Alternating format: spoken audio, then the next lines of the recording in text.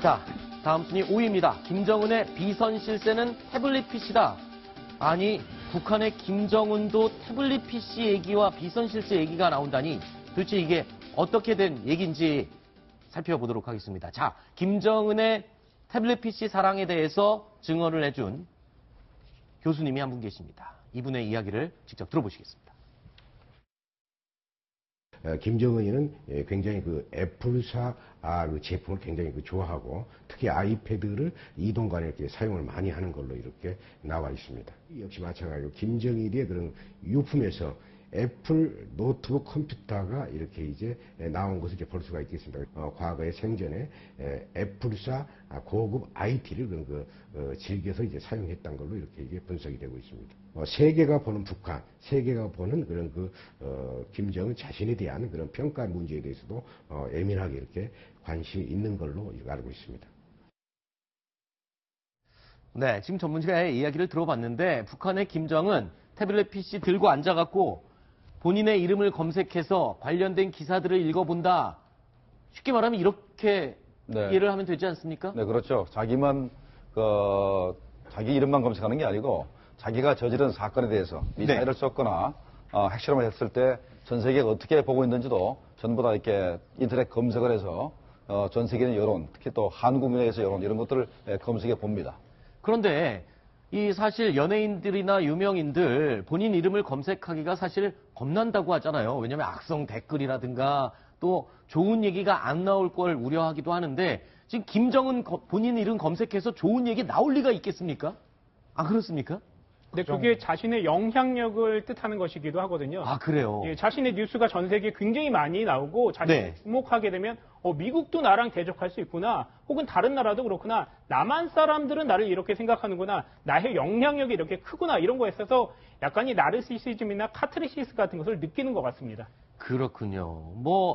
그 본인의 착각일 수도 있을 것 같아요. 그런데 어쨌든 국제 뉴스를 많이 검색해보고 본인의 입지를 계속 확인하고 이런 내용을 보면 국제 정치 그리고 이슈들에 관심이 많다는 건데 그게 바로 지도자로 점지됐던 그런 배경이 될 수도 있다. 이렇게 해석해도 될까요?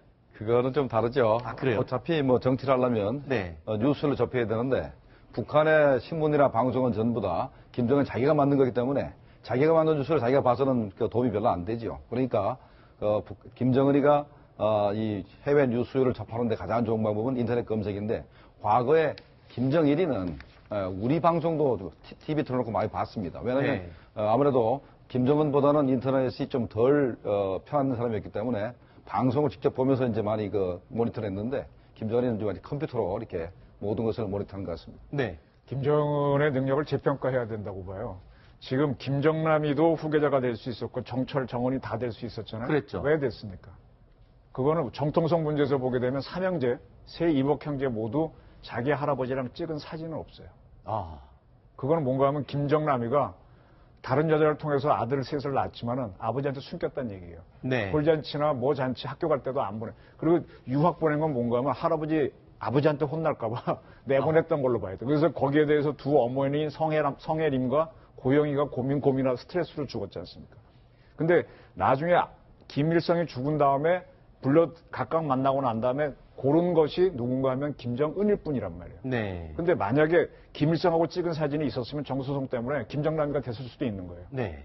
그리고 김정일이가 2008년에 중풍 걸렸다가 낫고 나서 김정은을 점지하고 장성택한테 부탁해서 후계자가 됐지 않습니까? 네네. 그럼 장성택이 만들어준 사람이죠. 네. 그때 우리가 뭐라고 판단했어요? 장성택이가 정치를 하고 실권자가 섭정을 할 것이고 얘는 어린애일 거다 그랬는데 2년 만에 죽여버렸잖아요. 그랬죠. 그럼 장성택이나 김정남, 김정은, 김정철 다 될 수 있는데 정은이가 그 술을 딱 깨고 다 치고 정남이도 죽였단 말이에요.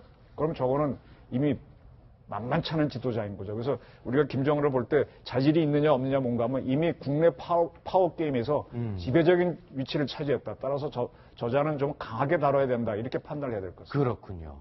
자, 그리고요. 저희가 북한의 김정은이 이 태블릿 PC를 즐겨 사용하고 그런 내용을 많이 검색해보는 것, 이 내용을 도대체 어떻게 알았는지 궁금해서 물어봤습니다. 그런 정보는 도대체 어떻게 얻는 건지 들어보시죠. 정보기관이나 수사기관에 대해서는 특히 적성국 지도자에 대해서 이제 광범위하게 이제 전자 감시 활동을 하거든요. 이메일을 해킹을 한다든가, 그리고 웹 스크리핑이라든가 이런 것들이 해킹 툴을 가지고 할 수 있는 그런 정보 이제 감시 그런 장치라고 할 수가 있겠습니다. 스크린 스크리핑이다 뭐 이렇게도 이제 하는데요. 웹사이트에서 필요한 자료를 이제 검색해내는, 수집해내는 그런 일종의 소프트웨어다 뭐 이렇게 얘기를 할 수가 있겠습니까? 예측이 되는 그런 IP 주소를 가가지고 이제 서버에 접촉을 해서 이제 알아내는 그런 방법들이 많이 사용되는 걸로 이렇게 알고 있습니다. 자, 지금 얘기를 들어보면요. 미국 정보국이나 이런 데서는 국가 주요 적성국의 지도자들에 대해서는 이런 PC 사용, 아이디 사용 뭐 이런 것들에 대해서 다 검색을 하고 추적을 해서 정보를 수집하고 있다. 지금 이렇게 이해가 되는데요. 그렇죠. 그러니까 김정은이가 쓰는 이메일 주소를 알아내면 네. 김정은이 이메일 주소에다가 바이러스를 심습니다. 네. 그러면 김정은이 사용하는 모니터에 나타나는 게 우리 또 어떤 미국이든 한국이든 정보기관의 모니터에 김정은이 킬 때마다 그게 딱 나타나거든요. 그러니까 네. 김정은이 지금 뭐 보는구나 이런 걸 알 수가 있는 거지. 아니, 북한이 사실 우리 정보기관이나 금융기관, 심지어 언론사까지 해킹을 해서 피해를 주지 않았습니까? 그런데 거꾸로 우리나라나 또 미국에서도 또 김정은에 대해서 이렇게 해킹을 해서 감시를 하고 있군요. VX 가스를 만들면요. 네. 해독제도 반드시 같이 만듭니다. 그렇죠. 그게 과학하는 사람들의 하나의 방법입니다. 그렇군요. 그래서 이제 해킹 기술이나 컴퓨터의 기술적인 면에서는 한국과 미국이 월등히 우위에 있으나 네. 다만 저 사람들이 병력 숫자가 많거든요. 사이버 전사가 많기 때문에 숫자가 많을 뿐이지 우리보다 한 수 아래다 이렇게 보시면 되겠습니다. 네. 자, 그리고요. 영국 주재 북한 대사관에서 근무했던 태영호 전 공사도 김정은이 평소에 즐겨하는 보고 시스템에 대해서 기자간담회에서 이런 증언을 했습니다. 굉장히 재밌는 내용인데요. 함께 들어보시겠습니다. 북한이 김정은에게 모든 것을 직선으로 보고하는 책이라고 말씀드렸습니다. 컴퓨터로 보고합니다. 김정은이 어디서 사물을 보고 어디서 사는지 모릅니다. 당장 오늘 김정은이 죽었다. 위에서 알리지 않으면 아무 일도 없었던 것처럼 정상적으로 동작하는 책이에요. 김정은이 거의 모든 보고를 컴퓨터로 보고를 받는다. 전 두 가지 궁금점이 있습니다. 일단 컴퓨터에 그렇게 고집하는 이유가 뭘까가 궁금하고요. 두 번째로 컴퓨터라는 건 조금 전에 말씀하신 대로라면 감청이나 해킹이 너무 쉽게 되지 않습니까? 그런데 북한의 김정은이 이렇게 보안이 허술하게 컴퓨터로 보고를 받는다?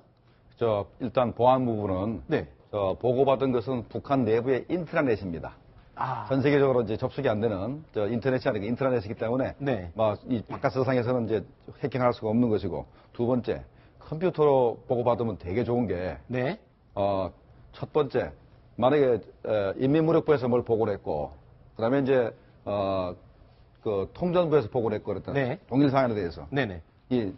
서로 자기네끼리 협의가 거의 안 됩니다. 그리고 누가 먼저 보고를 했는지, 네. 누가 뭐라고 보고했는지 시간대별로 짝짝짝짝 보고서 나오는데 누가 더 충성스러운지 순서가 나타납니다. 네. 그래서 딱 들어가서 보면은 현상을 설명하지 않습니까? 네네. 그래서 설명하면 내 보아들이 각 부서의 보아들이 현상을 어떻게 보고 있는지도 알 수 있고, 네네. 그다음에 대책을 뭐라 그러는지 딱 나타납니다. 네. 그래서 쭉 보고서만 딱 컴퓨터 쭈루룩 열어다 보면은 내일 누구를 수청해야 되는지 딱 나타납니다.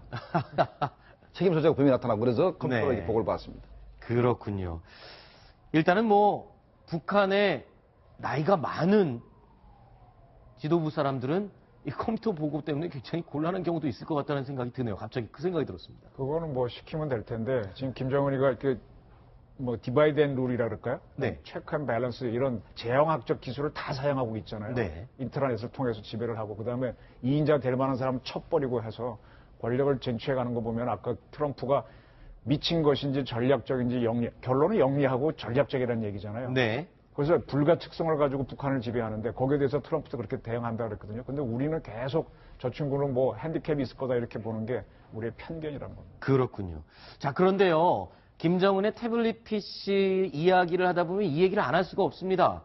김정은이 미국 애플사의 제품들을 유난히 좋아하고 신제품이 나올 때마다 그거를 바꿔가면서 사용을 한다면서요? 그건 왜 그럽니까? 아마 시작이 아마 스위스 유학할 때부터 네. 애플사 제품을 쓴 것 같고, 아. 그다음에 한 번 그 애플사 제품을 쓰면은 그 독특한 그 애플사 제품의 그 기능이 있지 않습니까? 디자인도 그렇고요. 네. 그러니까 다른 걸 쓰기가 좀 힘드니까 계속 애플사를 제품을 쓴 것 같습니다. 그다음에 네. 그 애플 노트북을 컴퓨터를 쓰고 노트북을 쓰다 보면은 휴대폰도 애플 거를 쓰게 되고 하니까 전부 다 애플 제품을 쓰는 거 아닌가 생각이 듭니다. 그렇군요.